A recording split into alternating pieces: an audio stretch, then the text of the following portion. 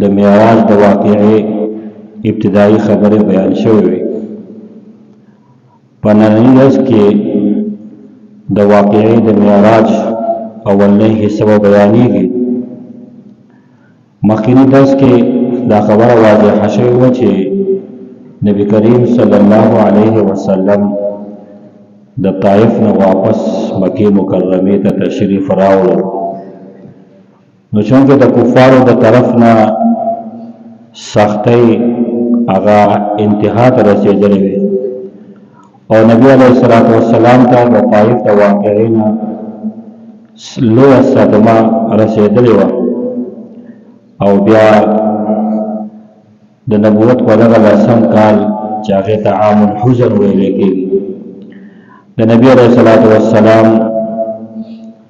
دوه معاونین ابو طالب او حضرت خدیجة الکبرى رضی الله تعالی عنها دا دواړه وفات شو. نو الله رب العالمین د حضور اکرم صلی الله علیه وسلم د تسلی لپاره د انعام په تور باندې د معراج تحفه حضور اکرم صلی الله علیه وسلم ته ورکړه.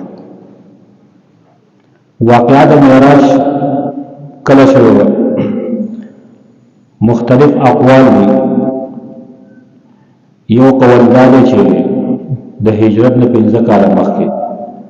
دویم قول دا دی د هجرت نه 3 کاله مخکې، دریم قول دا دی د هجرت نه 6 میاشتې مخکې، بل قول دا دی د هجرت نه 15 میاشتې مخکې، یو قول دا دی د هجرت نه 1 کال 6 میاشتې مخکې. خو راجحه قول دا دی چې د هجرت د نبی علیه الصلاة والسلام د نبوت په 11 کال د طائف د سفر نه د واپسۍ نه وروسته دا معراج دا واقعه راغلی. میاشت د ربیع الاول یا ربیع ثانی یا رجب یا رمضان یا شوال، قول مشهور چې د هغه رجب د 27 رجب.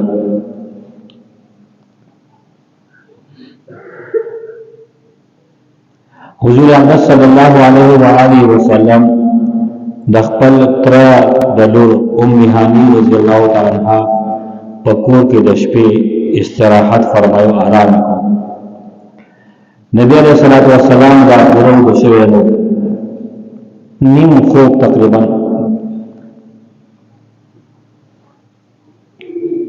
د کور چت هغه وشلید او حضرت جبرئیل علیه السلام د ملائکو سره تشریف راوړ. بیا نبی علیه السلام د ام هانی د کور نه حتیم مسجد حرام کې حتیم ته بوت. بیا نبی علیه السلام د حتیم په ځای کې لږ سم راسوده شو.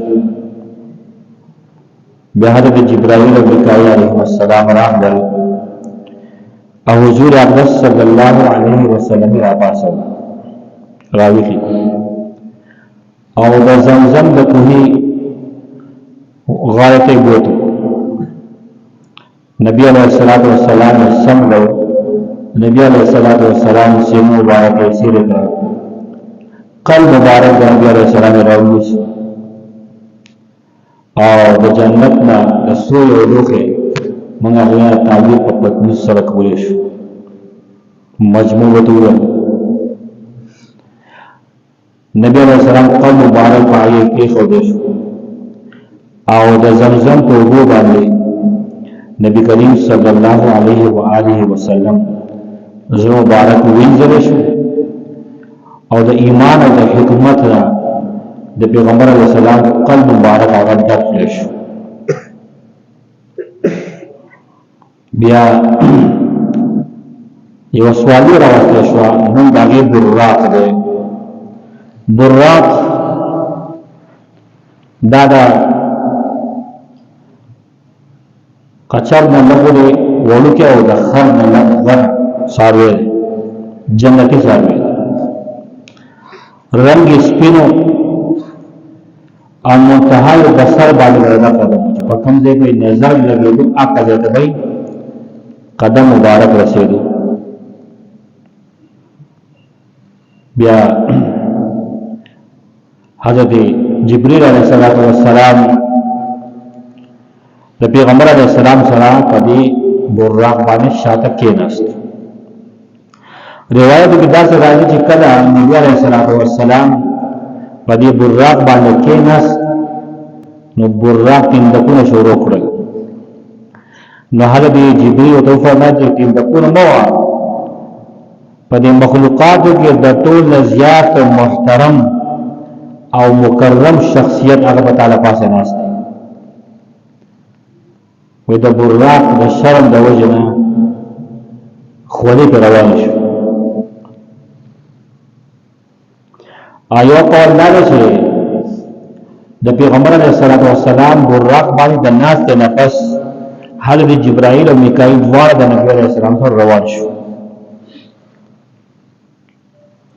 بیا شداد بن اوس رضی الله عنه یو روایت فرمایي چې حضور اقدس صلی الله علیه وسلم فرمایل چې پلار کې زمونږ تک په یو داسې ځمکه باندې وشو چې په هغې کې ډېرې زیاتې کجورې وي. حضرت جبریل ما ته فرمایل چې یا رسول الله تاسو کوم شی 2 رکعاته لمونځ وکړئ. نبی علیہ السلام لمونځ وکړو. بیا حضرت جبریل ته فرمایي تاسو پته ولګئ دا کوم ځای و؟ حضور اقدس صلی الله علیه وسلم ما په پته نشته. وی دا یثرب دی او دا ستا د هجرت ځای دی، ته به دې ته هجرت کې. بیا حضور اقدس صلی الله علیه وسلم فرمایي چې موږ یو بل ځمکې ته ورسېږو. ما ته جبریل فرمایي یا رسول الله کوم شی یو 2 رکعاته لمونځ وکړئ. حضور اقدس صلی الله علیه وسلم ته کوم ما لمونځ وکړو، نفل لمونځ وکړو. بیا ما ته جبریل یا رسول الله دا په وادي سینا کې هغه ونه ده چې الله رب العالمین د طرفه اولنی وحی راغلی و موسی علیه السلام باندې، او دا هغه مقام دی چې الله رب العالمین د حضرت موسی علیه السلام سره په دې ځای کې کلام فرمایي. بیا حضور اقدس صلی الله علیه وسلم فرمایي زموږ تک په ځمکه باندې وشو، براق ودرېد، زه کوشش لمونځ وکړو. جبریل فرمایي یا رسول الله دا مدین دی، د حضرت شعیب علیه السلام علاقه ده، دا هغه مسکن دی. بیا پیغمبر علیه السلام فرمایي موږ بل ځمکې باندې تګ وشو، براق ودرېد، زه کوشش لمونځ وکړو. حضرت جبریل فرمایي یا رسول الله دا بیت اللحم دی، د حضرت عیسی علیه السلام د پیدایش ذکر دی. دا واقعات امام جلال الدین سیوطی رحمه الله په خپل کتاب خصائص الکبرى جلد نمبر 1 صفحه نمبر 158 کې ذکر کړی. بیا په دې سفر کې نور عجایبات علماء نقل کړي دي. چونکه دا معراج د پاره 2 قسم الفاظ استعمالي، یو ته اسراء ویل کېږي، یو ته معراج ویل کېږي. موږ په پښتو کې چې معراج وایو، خدا سره د سفر دی. یو سفر دی د مسجد حرام نه تر د بیت المقدس پورې، دې ته اسراء ویل کېږي. اسراء سیر ته ویل کېږي، خاص کر هغه سیر چې هغه د شپې شوی هغه ته اسراء ویل کېږي. د دې موږ تعبیر کوو چې په زمینی سفر سره. او دویم معراج دی، معراج د عروج نه غسه شوی دی، لکه اورې ته ویل کېږي، سیړې ته ویل کېږي، بلندۍ ته ویل کېږي. دا آسمانی سفر دی او نبی علیہ السلام د بیت المقدس نه تر د عرش معلا پورې کړی. نن زموږ د دست راوړنی سفر بیان چې هغه د اسراء ویل کېږي یا زمینی سفر ویل کېږي. بیا حضور اقدس صلی الله علیه وسلم فرمایي چې براق باندې ما سفر روان، یو بوډۍ باندې موږ تیر شو. هغه بوډۍ ما ته आवाज وکړو. حضرت جبرئیل ما ته فرمایل یا رسول الله مخکې ځئ دې ته التفات مه کوئ چې لږ مخکې لاړو یو بوډا به نظر راغی ما ته اواز وکړ ما ته بیا حضرت جبرئیل وفرمایل چې تاسو دې ته التفات مه کوئ مخکې ځئ بیا یو جماعت باندې موږ تلل وشول هغه جماعت کې درې کسان په دې الفاظ هغه سلام وکړ السلام علیک یا اول السلام علیک یا آخر السلام علیک یا حاشر حضرت جبرئیل فرمایل چې یا رسول الله بل جواب ورکړ سلام ما جواب ورکړ بیا حضرت جبرئیل فرمایل دا بوډۍ چې ور دنیا و او د دنیا دومره ټیم پاتې دی لکه څنګه چې د دې بوډۍ څونه عمر پاتې دا بوډا دا شیطان تا د جواز کو دزبالو نو تاسو ځان د باندې راکول خپل طرف ته او د جماعت چې کوم سلام باندې کړو د حضرت ابراهیم علیه السلام او حضرت موسی علیه السلام او حضرت عیسی علیه السلام بیا صحیح مسلم شریف کې حدیث ده حضرت انس رضی الله عنه روایت ده چې حضور اکرم صلی الله علیه وسلم فرمایي د معراج په شپه باندې زما تب وشو په حضرت موسی علیه السلام باندې ما ولې چې په قبر کې ولاړ مونږ کو او دا روایت چې امام سیوطی رحمه الله په خپل کتاب خصائص الکبرى کې ذکر کړی بل روایت د حضرت عبد الله ابن عباس رضی الله تعالی عنہ حضور اکرم صلی الله علیه وسلم فرمایل چې ما د معراج د شپې په وخت کې موسی علیہ السلام دجال او خازن نار یعنی جهنم داروغا چې مالک داون دی ما هغه ولید بیا پیغمبر علیه السلام فرمایي زما تک په دې قوم باندې وشو چې دا غول نکونو چې وو دا د وسپنه تاندي او په دغه نکونو سره هغه خپل مخونه را شو کول خپل سینې شو کول ما تاسو کو د حضرت جبرئیل علیه السلام نه تاسو دي نو حضرت جبرئیل فرمایل یا رسول الله دا تاسو په امت کې د هغه خلکو مثال به خور کېږي چې هغه د خلکو وخت کوي یعنی غیبت کوي او د خلکو بیزتی کوي امام ابو داود رحمه الله دا ابو داود شریف کې دا نقل کړی بیا پیغمبر علیه السلام فرمایي زمونږ تر دې څه قوم شو چې بس دانه به وکړل لکه چې باغ فصل را لوي شو بس فصل به تیار شو کټ بشو او لوی شي وسبه ودیدا او بیا به دغه سلسله شروع و بما تاسو کو چې یا رسول یا جبرئیل تاسو وی دا الله رسول دا ستاسو امت مجاهدین د جهاد والي دس داغو اعمال نیکی چې کوم مجاهدین د جهاد په سبیل الله کوي دس داغو اعمال نیکی شي دا یو نیکی په وسه ولا دا مسلسل جاری شو په جهاد کوي دغه ځان داغو نیکی جاری وي بیا حضور اکرم صلی الله علیه وسلم فرمایي زمونږ تک په یو داسې قوم باندې وشو چې داغو سربا په ګډ باندې چکول کېدو سر به زری زری شو او بیا به هغه راغون کړی شو بیا به هغه غټ غټ راواچولی شو دا سلسله به جاري وه بیا ما ته پوښتنه کوي دا څوک دي نو حضرت جبرئیل فرمایل یا رسول الله دا فرض منځونو کې سستی کوونکی نه کوونکی نه سستی کوونکی چې کوم فرض معنی د سستی کې کله کله نه کوي کله جانب مانا کله او دس نشتی کله تیم نواکشی دا لاغو صدر بیا حضور اکرم صلی اللہ علیہ وسلم فرمائی منگا قوم یو دسی قوم باندې منگا ورتیر شوی چې دا هو شرمګاهونه مخې دا وشاته پاغي پوری واز ګر سکے چې کله وګورئ او هغه دومره غټه له خان او بغوایو په شانتي او سر کو لکه څنګه دا خان سر کوي او زری او زقوم دا خوراکو یما تاسو کو دا څه دي بیا رسول الله دا ستاسو امت د هغه خلکو مثال دی چې باغو باندې زکات فرض او زکات نه راځي بیا حضور اکرم صلی الله علیه وسلم فرمایي د څه قوم باندې زمونږه تک وشو چې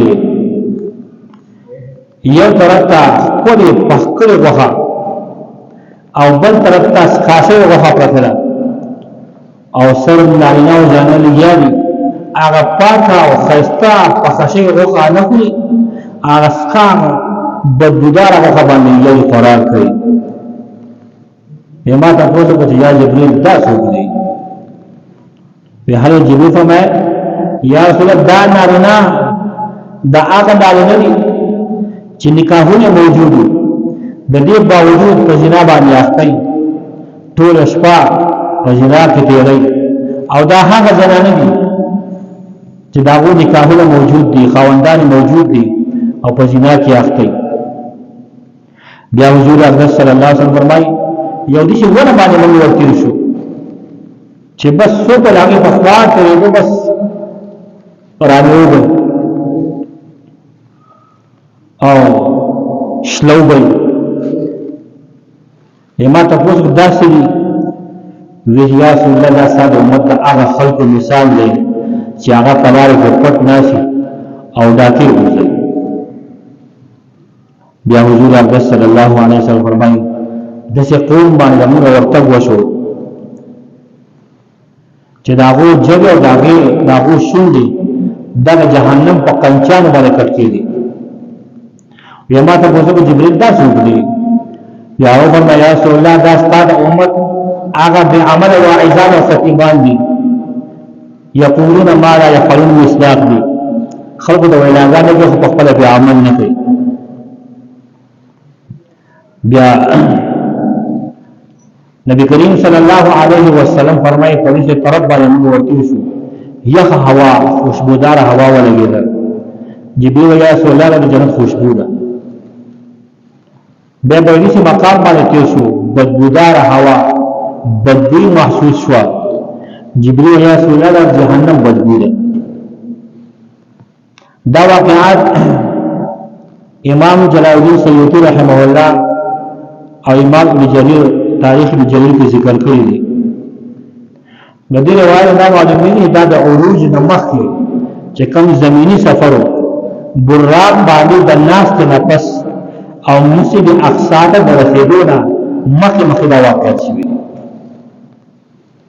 بیا د دې درېمه چې دا بیت المقدس ته د نبی کریم صلی الله علیه وسلم رسېدل نبی علیه السلام په دې شان سره بیت المقدس ته ورسېد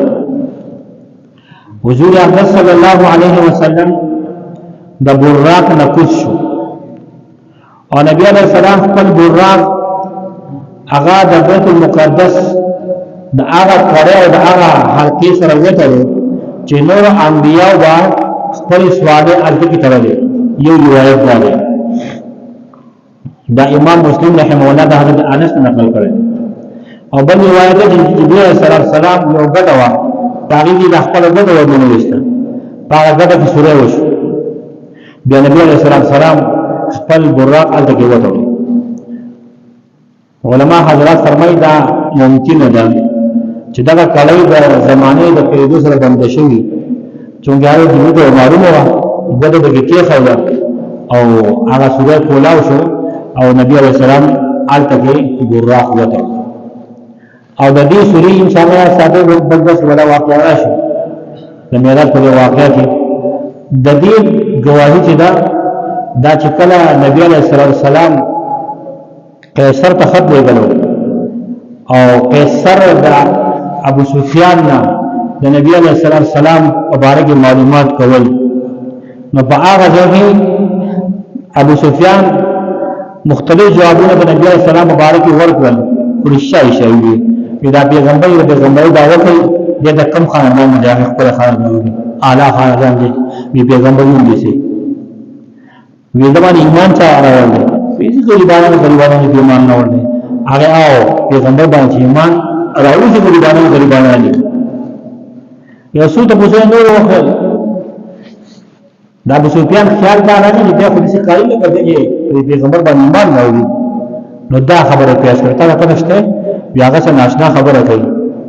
چې زه د شپې په لګې سکه د مسجد حرام ته د مقدس د غین اسمانونو ته اول دریم عرش ته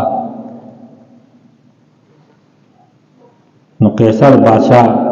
د خپل کسانو ته پوښتنه دا واقعا څنګه ده ان شاء الله تاسو برای شئ یو کس پاس هغه چې آو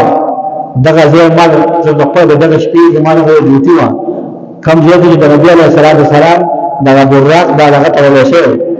هغه دروازه نه بندېده ما دې وس کړو ټول دروازې بند کړه هغه نه بندېده اسبا راځي بند شو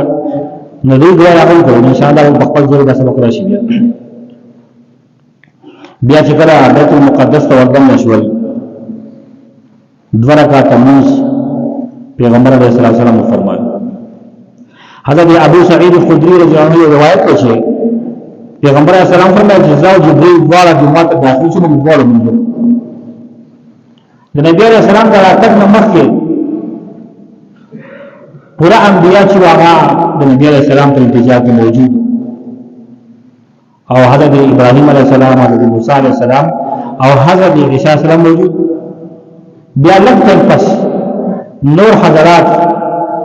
مسجد اقصی ته راځم کېږي شروع پورا کړه جوړ شو مؤذن اذان وکړو اقامت وکړو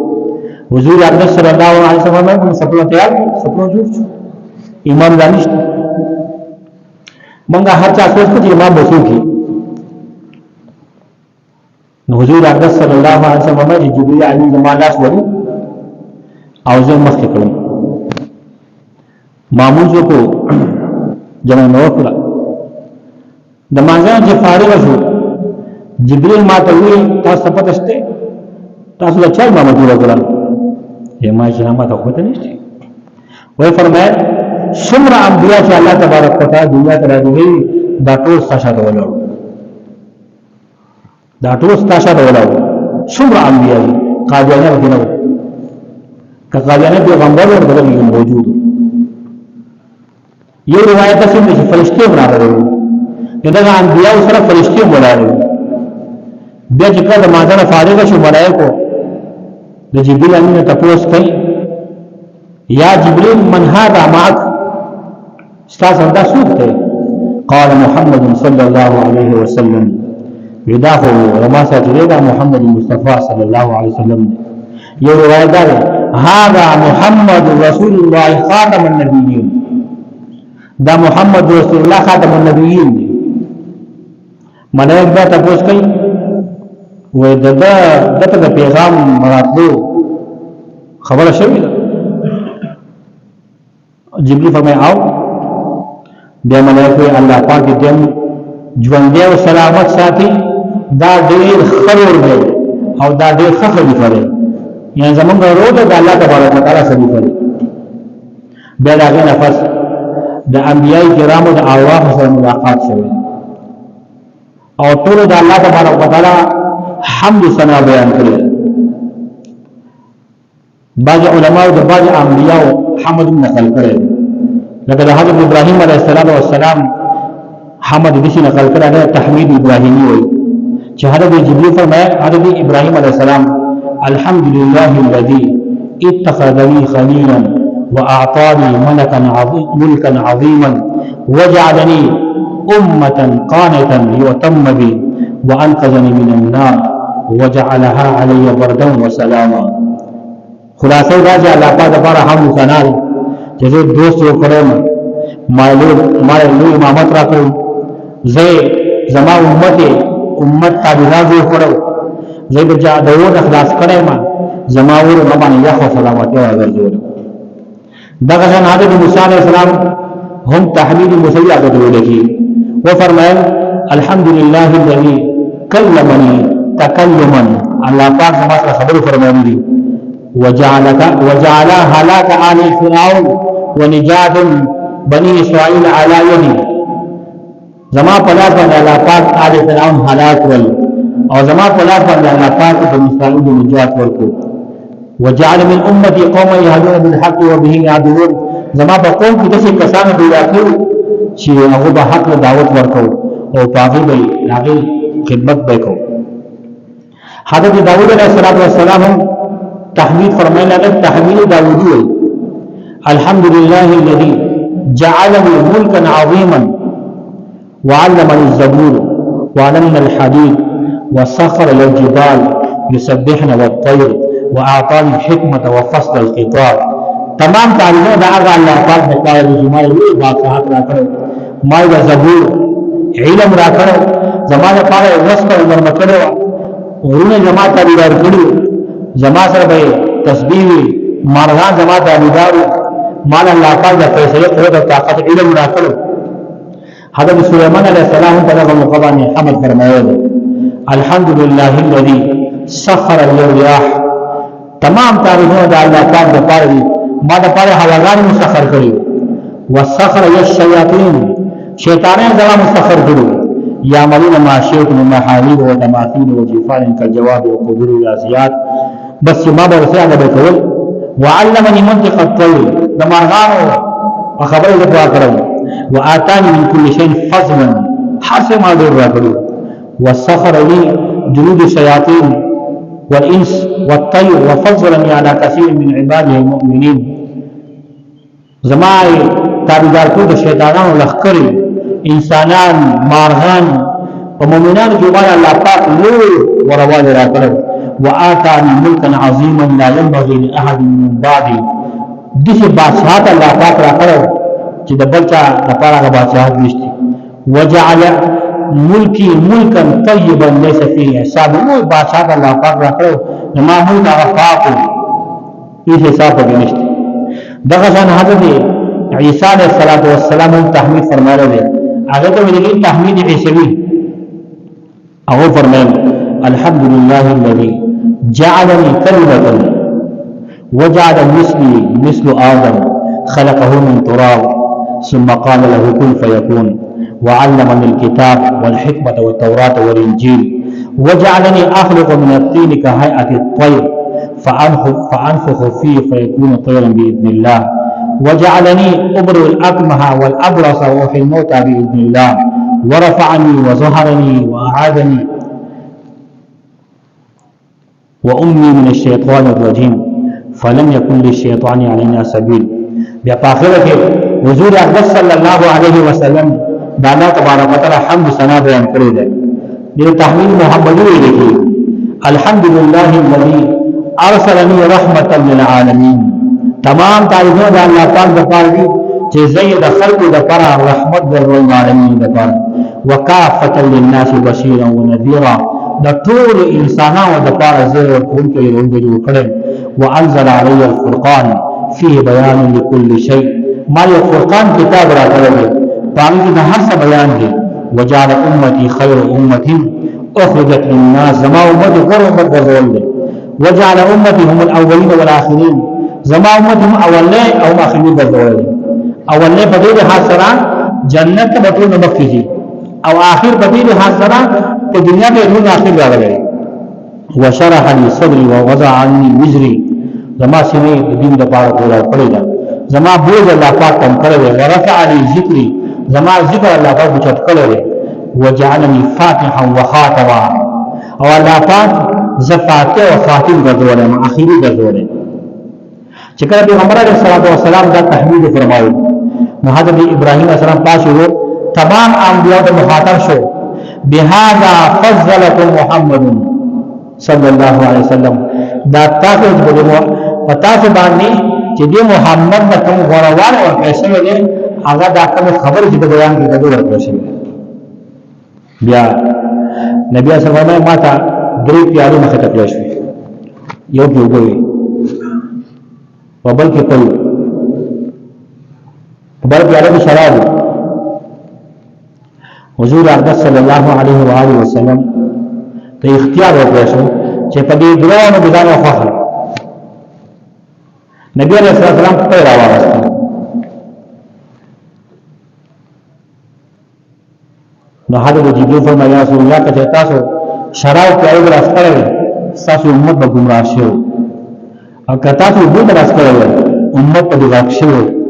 تاسو دا کوم چې واغستل نه کوي دا پیاله تاسو فطرت اختیار یو روایت دا هم ده چې نبی علیہ السلام ته دلیل پیش کړل نبی صلی الله علیه وسلم څه سوال او بیا دا پیاله نبی علیہ السلام ته پس سیدۃ المنتہا ته پیش کړی شوی د دې نه پوری دغه کې اسراء د معراج دوی سیدی یو د اسراء ویل کېږي زمینی سفر واستدې نه هغه بیا عروج شروع کیږي هغه ته معراج وایي اسماني سفر شروع کیږي د اسمان نه یو سره او رسوا جنتی سره نبی علیہ الصلوۃ والسلام په هغه باندې اسمانونو ته ختل ان شاء الله العزیز په زندګي نور روان بس ان شاء الله زمونږ د دغه عروج متعلق وي او چې کوم احکامات کما جوابات د الله تبارک وتعالى د طرفنا پیغمبر اسلام د بدیل ور پېښې د هغه ذکر وکړو واخر دعوانا الحمدلله رب العالمین دعا وکړي اللهم صل على سيدنا محمد وعلى ال سيدنا محمد وصل على المؤمنين والمؤمنات والمسلمين والمسلمات اللهم ربنا آتنا في الدنيا حسنة وفي الآخرة حسنة وقنا عذاب النار ربنا تقبل منا إنك أنت السميع العليم وتب علينا إنك أنت التواب الرحيم وصلى الله تعالى على خير خلقه محمد وآله وأصحابه أجمعين